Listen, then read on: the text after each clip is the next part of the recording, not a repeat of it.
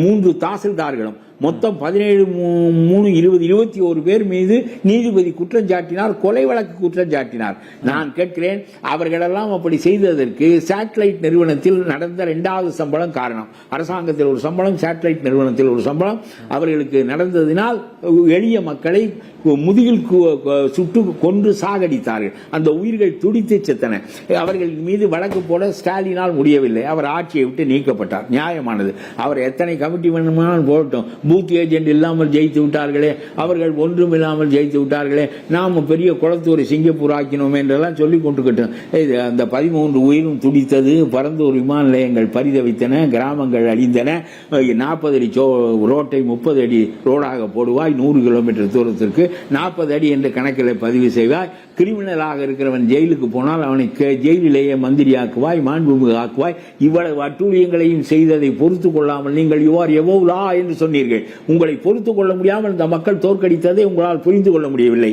நீங்கள் உங்களுடைய வாழ்க்கை போக்கை மற்றவற்றை மாற்றிக்கொள்ள மாட்டீர்கள். ஆகவே மாற்று ஆட்சி வந்துதான் இது செய்ய வேண்டும். மாற்று ஆட்சி இந்த மாதிரி தப்பான வழியில் தன்னுடைய அதிகாரத்தை பலப்படுத்திக் கொள்ள முயல்கிறதே. மக்களிடம் போய் இந்த ஆட்சிக்கு அதிகாரத்தை பெறுவதற்கு நினைக்காமல் தப்பான வழியில் இதை பலப்படுத்திக் கொள்ள நினைக்கிறதே என்றுதான் நான் வருத்தப்படுகிறேன். ஆகவே இந்த காரியங்களை எல்லாம் தூத்துக்குடி துப்பாக்கி சூட்டில் அந்த 17/1/18/3/21 பேரை கலெக்டர் உட்பட அத்தனை பேரையும் கொலை வழக்கு போடும்.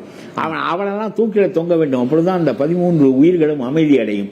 அதுபோல இந்த பரந்தூர் விமான நிலையத்தை மாற்று, இன்னும் எத்தனையோ காரியங்கள். KN நேருவின் மீது வழக்கு போட முடியாமல் தன்னுடைய அதிகாரத்தை வைத்து தடுத்தார் நம்முடைய ஸ்டாலின். அதனாலே அவர் உயர்நீதிமன்றம் உத்தரவு போட்டது வழக்கு பதி என்று மறுத்தார். அப்புறம் மறுபடியும் உத்தரவு போட்டது, நீதிமன்ற அவமதிப்பு. இன்னொரு பக்கம் உச்ச நீதிமன்றத்திற்கு போய் இங்க நிற்கிறது. தமிழ்நாடு அரசு அந்த வழக்கை திரும்ப பெற வேண்டும். இப்பொழுது தமிழ்நாடு அரசு ஸ்டாலின் கையில் இல்லை, விஜய் கையில் இருக்கிறது.